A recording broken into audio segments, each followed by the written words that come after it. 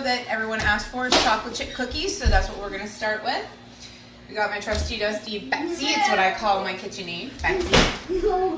And to Betsy, we are going to add 2 sticks of softened butter, which is 1 cup of butter. I use unsalted butter so I can control the amount of salt in my cookies. Gonna get that started on low. Make sure I use the right cup. To the butter, I'm gonna add 3/4 a cup of white sugar.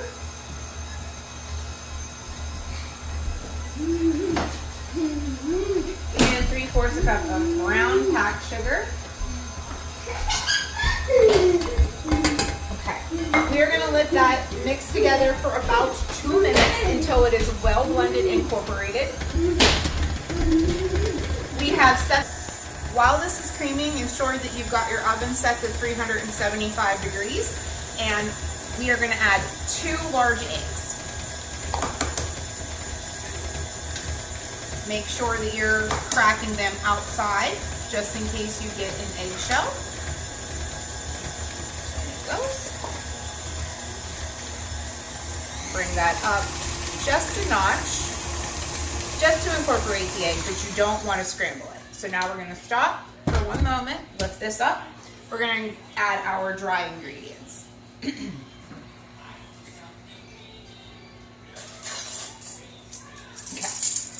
We're going to use 1 tablespoon, not teaspoon, 1 tablespoon of pure vanilla extract. Good night. Good night. Okay. 1 teaspoon of salt. And a teaspoon of baking soda. Okay. Go ahead and get that in. Mix that up. While that's mixing up, we're going to get our flour. We're going to use all-purpose flour.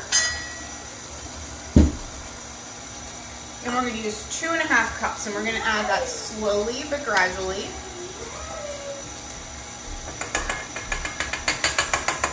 Or you could have a flour shower like I usually do, because it just goes everywhere kind of like that.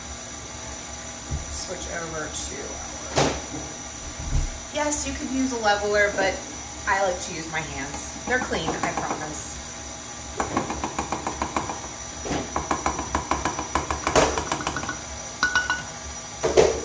And that would be my little one in the background making fun sounds, but hey, we love them.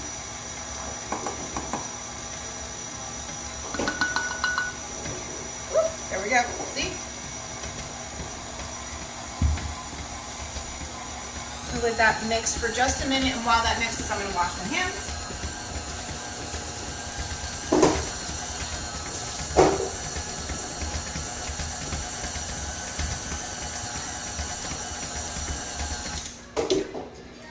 Now you got a pretty beautiful base dough. This is a basic base dough that you could add to any basic sugar cookie.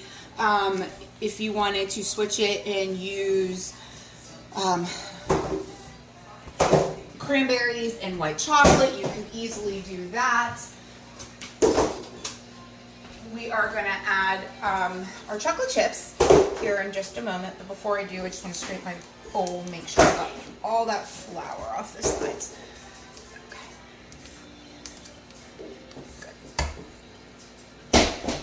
Now we are going to use 2 cups of chocolate chips, and we're going to use 2 cups of milk chocolate chips. You could definitely use semi-sweet if you'd like. I don't like semi-sweet chocolate. I think it's a little too bitter, so I use milk chocolate. Chocolate chips, we're going to add 2 cups into our dough, and then we're going to actually just measure out about 1/2 cup for whenever the cookies are done, and I'll show you what we're going to do with those later. So, final piece of this, we're just going to get this all incorporated. Don't be afraid to get your spatula in there. Just be careful. Don't stick your fingers in there or anything. Good. That is done. Alright. That is cookie dough. So I'm going to get these onto a parchment paper lined baking sheet at 375 degrees for about 9 to 11 minutes. When you are scooping them, we're going to use a number 2 scoop, which looks kind of like a smaller version of an ice cream scoop. You can get a 3-pack pretty much anywhere for 1, 2, and 3 size. For this specific cookie, we're going to use a 2. Again, 375 degrees for your oven.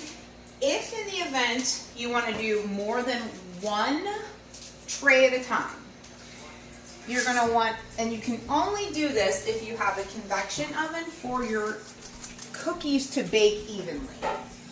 You can do it 2 rows if you have a convection oven. The trick to it is you're going to want to bake it at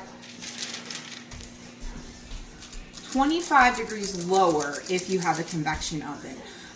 Just because it does, the heat circulates around the oven. I'm going to do a basic cookie and just do 1 tray at a time, and I will set this on the center rack. And if your cookies don't look like perfect little balls, don't worry about it, because I'm going to show you a neat little trick to get these all nice and circular as soon as they come out of the oven. So these are going in. While these are baking, again, 9 to 11 minutes, 375, I'm going to roll out the rest of the cookies, so stay tuned. Alright, so we're getting ready to take the first batch of cookies out of the oven. We cleaned up, we got the rest of them proportioned and scooped out. As soon as those come out, we'll stick the next tray in. Just a key note, you never want to take them immediately off your tray. Give them a second to just sit there so that they're nice and firm. If you take them off immediately, chances are they're going to fall apart on you. And you never want to stick a hot tray with cookie dough on it because they're going to pre-bake on the bottom and they may burn. So, okay, I'm going to give us one more second, but I'm going to tell you about this nifty trick. You can use a cookie cutter, like a round cookie cutter. I personally use a Pilsner glass because I like the way it fits in my hand and the way that it works on our cookies. So of course I told you earlier we were going to use some chocolate chips to just place on top while the cookies are still hot. You can also make this into a chocolate chip walnut cookie by simply adding a cup of chopped up walnuts to your batter, and or your dough, excuse me, and I will say that the way I differentiate the two on a cookie tray, for instance, is I will place the chocolate chips on the cookies that are the chocolate chips only, and then I will add the nothing to the top of the walnut items, just because you can clearly see the walnuts. Okay, so perfect. Now, we got a large size metal round cookie cutter.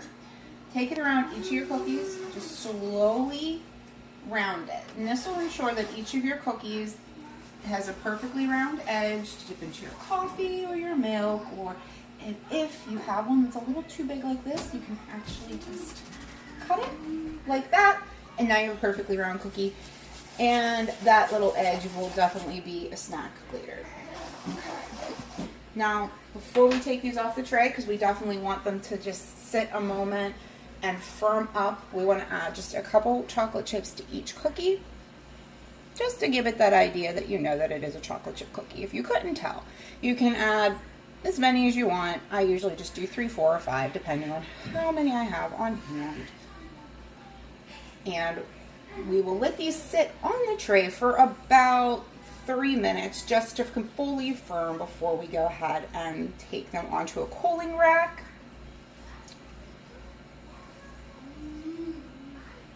I wouldn't advise eating these until they are a little cool. I would imagine that chocolate in the middle would be a little warm. And these cookies are for our new neighbors. So we will be sending these over to our new neighbors. We haven't even met them yet, but wanted to do the nice thing and welcome to the neighborhood the right way. So I'll give these just a minute, and then whenever they are just cool enough, we'll add them to the cooling rack, and then we'll give them a try.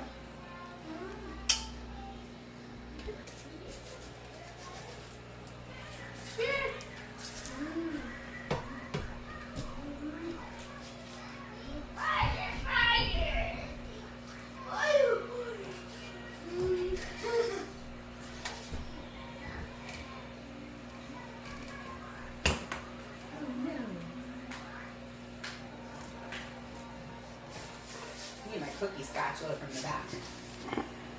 Yes, I have a cookie spatula. And this isn't it. There.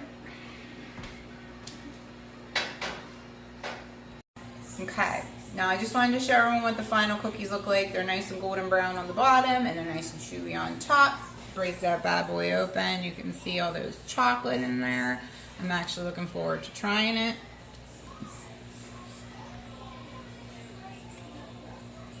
Okay. Yeah, they're very good. They've got that crunch on the bottom, but they're nice and chewy, nice and soft in the middle. They're really good. I'm going to go ahead and get the rest of these baked off, get them cooled. I'm going to package them up, get them over to my neighbor. I'll send you a picture of what they look like at the end. I'll probably put a little bow on it or something, make it look pretty. But I really appreciate you watching, and again, this is Dana the Cookie Mom, and have a blessed and beautiful day, everyone.